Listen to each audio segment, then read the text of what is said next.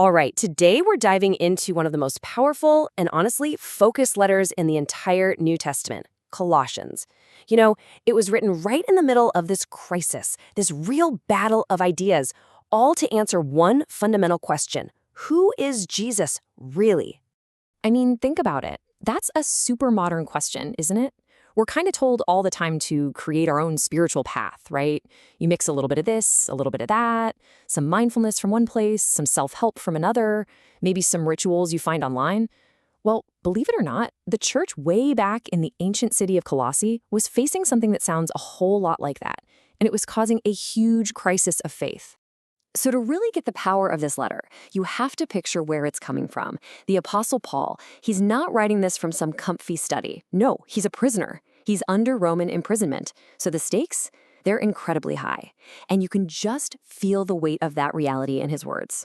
And here's the thing, Paul hadn't even founded this church himself, but he got word that they were in trouble. See, this spiritual confusion was just sweeping through their community, and it was threatening to undo everything they believed in. So right there from his prison cell, he picks up a pen to set the record straight. Let's just call it the Colossian confusion, because this wasn't just one bad idea. Oh no, it was this dangerous mix, a mishmash of different ideas that were all being sold as a better, more complete version of Christianity. And it was clever, it was super persuasive, and it was leading people way off track. And what's so fascinating is the blend of ideas they were dealing with. So you've got these human philosophies getting mixed in with really strict Jewish rules about food and festivals. Then you add a dash of mysticism. We're talking angel worship and secret spiritual knowledge. And to top it all off, you have this idea of asceticism, the belief that being really harsh on your body makes you more holy. It was like this confusing spiritual cocktail. And honestly, it's not so different from how someone today might blend, say, stoicism with wellness culture and some new age ideas, all while searching for the ultimate spiritual path. So Paul, he doesn't just write back with some friendly advice. He doesn't mess around. He launches this direct, powerful counter-argument. It's designed to just slice right through all that confusion with one single, undeniable truth. You could call his letter a theological precision strike. And here it is. This is the truth. Paul's entire argument, the whole thing, it all hinges on this one idea. The absolute, total, all-encompassing supremacy and sufficiency of Jesus Christ. His point is, you don't need to add anything to Jesus because Jesus is everything. I mean, just listen to the cosmic scale of this verse. Paul isn't talking about Jesus as just some good teacher or a wise prophet. No way. He's presenting Christ as the agent of creation itself, the force that literally holds the entire universe together. All things, not just a few things, all things, were made through him and for him.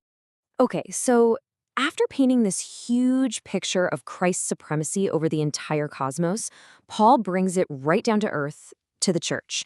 He says Christ is the head, the authority, the beginning of it all. And what's the goal? So that in everything, and he means everything, not just churchy stuff, but every single part of our lives, he would have first place. And this comparison just lays it all out so clearly. On the one hand, you had the false teachers offering these empty philosophies. But Paul says, no, in Christ you find the fullness of God.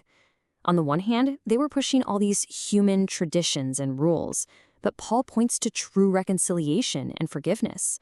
They demanded this harsh treatment of the body, and Paul declares that a completely new life is possible in him. It's a night and day difference. Okay, so this is the real pivot point of the whole letter. Paul has just laid out this mind-blowing theological truth, but he doesn't just leave it there in the clouds. He immediately brings it down to earth and basically asks, so what? What does this actually mean for how you live your life, on a regular Tuesday morning? And that's because the second half of Colossians gets super practical. It's not just about correcting wrong ideas in your head. It's all about inspiring a whole new way of living. See, believing that Christ is supreme isn't just some mental exercise. It's supposed to be a complete life transformation. And he gives us a blueprint. First up, seek the things that are above. Basically, set your mind on what's eternal, not on all the fleeting rules and philosophies of the world. Step 2, reflect your new identity. Live it out. Show compassion, kindness, humility. And third, let this new life change all of your relationships, bringing peace and harmony into the picture. So what's the crucial point here? After tackling all the confusion, laying out the cosmic supremacy of Christ, and giving this blueprint for a new life, Paul boils it all down to one single core idea. And if there is just one word you remember from this whole discussion, make it this one: preeminence. It just means to be first, to be supreme, to surpass absolutely everything and everyone else.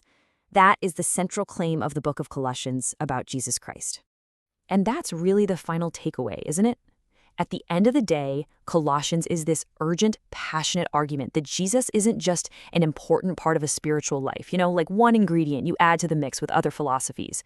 No, the point is that he is the whole thing, the beginning, the middle, and the end. He is everything. So that leaves us with a big question for our own time, for you and me. We live in a world that's like a giant cafeteria of beliefs, with endless options for self-improvement. So what's the value?